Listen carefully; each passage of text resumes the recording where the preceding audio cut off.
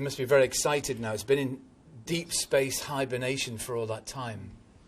10 years since launch. It was launched March 2004. Slingshot around the Sun a number of times, past the Earth 3 times, past Mars once, to match its orbit to that of the Comet. Part of this means it had to fly a long way from the Sun. And far from the Sun, there's not enough solar power to operate, so we've had to hibernate it for those 2 years. Let's take a look at this is the lander here, isn't it? Let's take a look at what we've got and how it bolts itself to the surface. This is the frankly awesome Philae lander, the lander component of the Rosetta mission.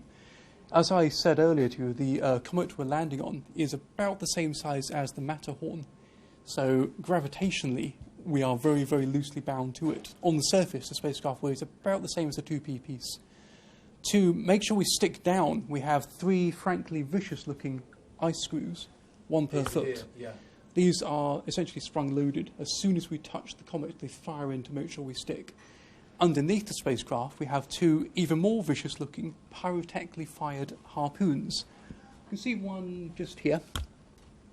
These fire into the surface and then have a cable trailing behind them, which winches the spacecraft down to make sure it sticks. A third, just to make sure, on top we have a cold jet thruster, which points upwards, again to push us down to make sure we stick to the surface. It would be terrible to spend 10 years going to the comet to then bounce off, so we want to make sure we stick.